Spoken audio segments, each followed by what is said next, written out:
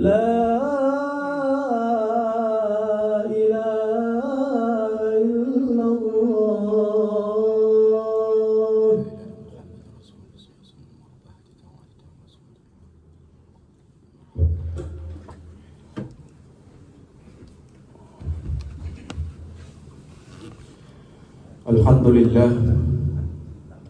Alhamdulillahi Rabbil Alamin, wa bihi nasta'inu ala umuri dunya waddin, wassalatu wassalamu ala asrafil anbiya'i wal mursalin, nabiyina Muhammadin sallallahu alaihi wasallam wa ala alihi wa ashabihi wat tabi'in wa man tabi'ahum bi ihsan ila yaumiddin.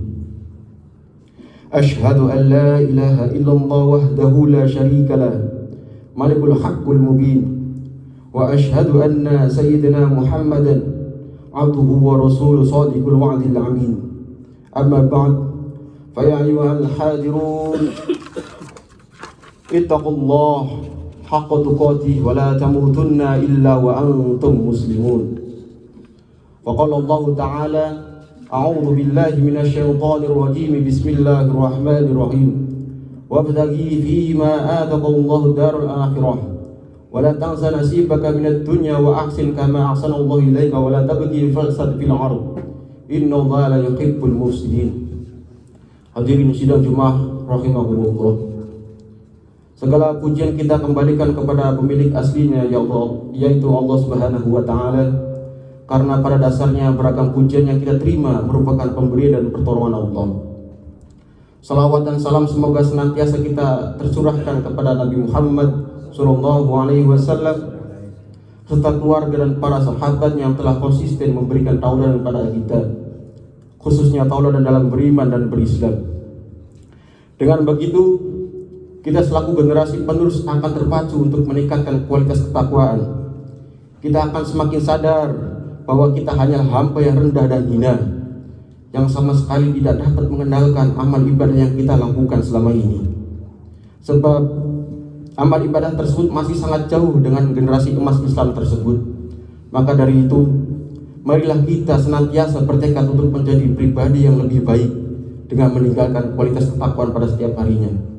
Hadirin sidang Jumat rahimahumullah, akhir-akhir ini kita mendengar banyak berita yang menunjukkan tidak adanya integritas dan profesionalisme dalam bekerja. Misalnya, melakukan tindakan-tindakan yang mencederai diri dan komitmen bekerja seperti perbuatan asusila, melanggar etika, korupsi dan sebagainya. Ini menunjukkan buruknya kualitas seseorang dalam bekerja. Hadirin sidang Jumat rahimahullah, dalam sejarah Islam terdapat kisah yang menunjukkan tidak adanya profesionalisme dalam bekerja, seperti tragedi perang Uhud yang membuat Nabi dan para sahabatnya diserang balik oleh para musuh, sehingga membuat kelompok Islam mundur dan kalah. Ini akibat dari sikap para sahabat yang tergiur dengan harta ghanimah, sehingga menjadikan mereka tidak disiplin sebagaimana arahan Nabi Muhammad SAW. Namun para sahabat segera menyadari kesalahan tersebut. Mereka menjadikan perang Uhud sebagai pelajaran berharga agar tidak sampai terulang kembali. Alhasil, pada perang-perang berikutnya para sahabat melakukan sesuai arahan dan strategi yang telah disepakati bersama Nabi. Di era saat ini, tidak adanya integritas dan profesionalisme dalam bekerja dan menjalankan amanat jabatan sering kita dengar di berbagai kesempatan. Padahal kedua aspek ini mestinya dijadikan prinsip sekaligus komitmen dalam melakukan sebuah pekerjaan. Terlebih pekerjaan yang menyangkut hajat banyak orang, sebab pada dasarnya sebuah pekerjaan itu merupakan amanah, maka sudah seyogyanya amanah harus ditunaikan dengan sebagaimana mestinya. Allah berfirman di surat An-Nisa ayat 58, A'udzu billahi minasyaitonir rajim, innallaha ya'murukum an tu'addul amanati ila ahliha. Sesungguhnya Allah menyuruh kalian menyampaikan amanat kepada yang berhak menerimanya. Hadirin sidang Jumat rahimahumullah, agama Islam sendiri mengajarkan agar ketika bekerja hendaknya kita melakukan secara optimal dan penuh tanggung jawab. Hal ini sebagaimana sabda Nabi yang diriwayatkan Imam Al-Tabrani di dalam kitab Al-Mu'jam Al-Awsat, Innahu azza wa jalla yuhibbu idza 'amila ahadukum 'amalan an yutqinah. Sesungguhnya Allah menyukai seseorang ketika mengerjakan sebuah pekerjaan dilakukan dengan profesional.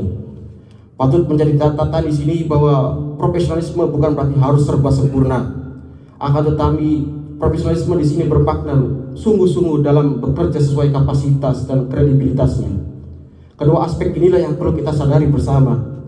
Kita harus mengaca dan merenung akan bakat dan kemampuan kita masing-masing.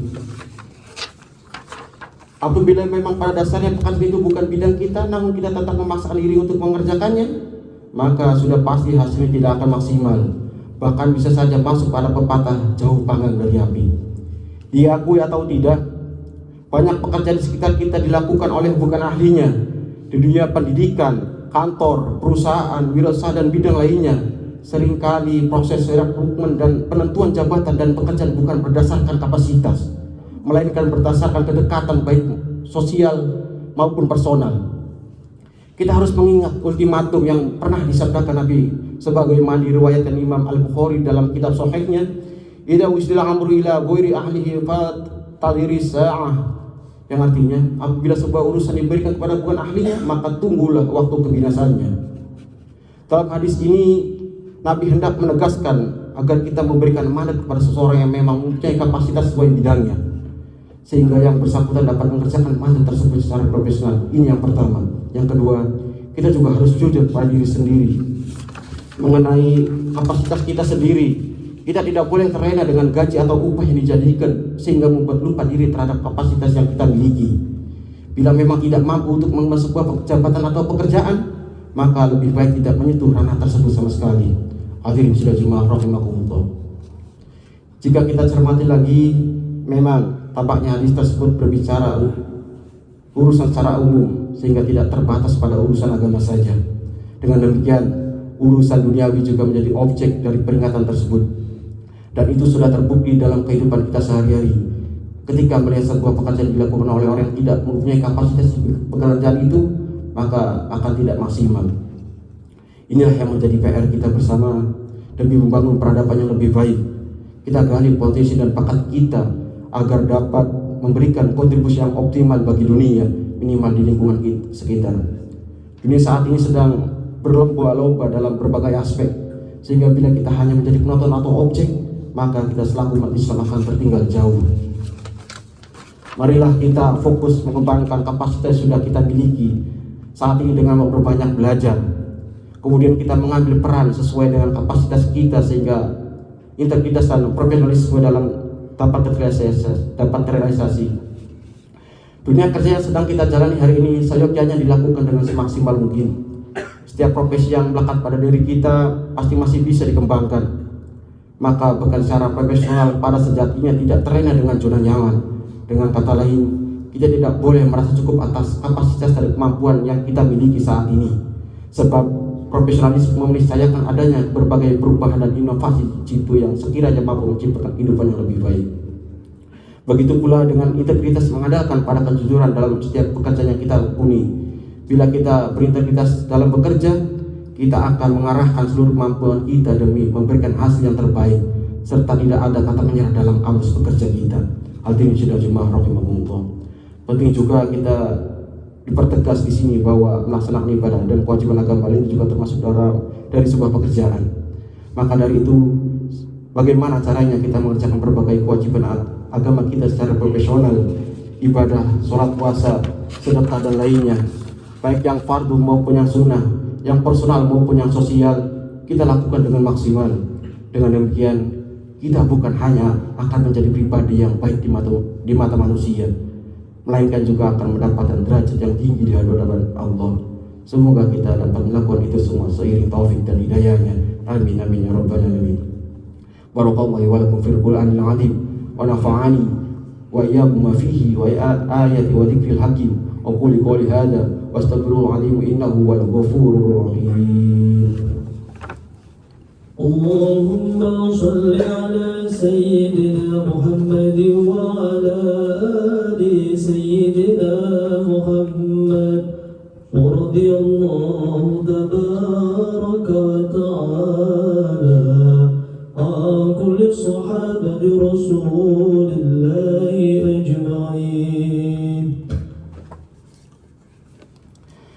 Alhamdulillah, wassalatu wassalamu ala rasulillah Nabi Muhammad ibn Abdillah wa ala alihi wa sahbihi wa mawala wa ashhadu an la ilaha illallah wahdahu la sharika lah wa ashhadu anna Muhammadan abduhu wa rasuluhu la nabiyya ba'da. Allahumma salli ala sayyidina Muhammad wa ala ali sayyidina Muhammad kama sallaita ala sayyidina Ibrahim wa ala ali sayyidina Ibrahim innaka Hamidum Majid. وبارك على سيدنا محمد وعلى آل سيدنا محمد كما باركت على سيدنا إبراهيم وعلى آل سيدنا إبراهيم إنك حميد مجيد.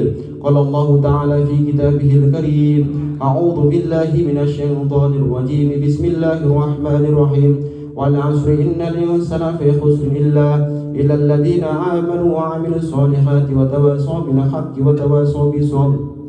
قال الله تعالى إن الله وملائكته يصلون على النبي يا أيها الذين آمنوا صلوا عليه وسلموا تسليما. اللهم اغفر للمسلمين والمسلمات والمؤمنين والمؤمنات الأحياء منهم والأموات إنك سميع قريب مجيب الدعوات وقاضي الحاجات. اللهم اجعل الإسلام والمسلمين واذل الشرك والمشركين ودمر أعداءك أعداء الدين. اللهم انصر الإسلام والمسلمين في إندونيسيا خاصة. اللهم إني أعوذ بك من البراس والجنون والجد وشد الأسقام. اللهم انصر الإسلام والمسلمين والمجاهدين في فلسطين وفي سوريا وفي كل مكان.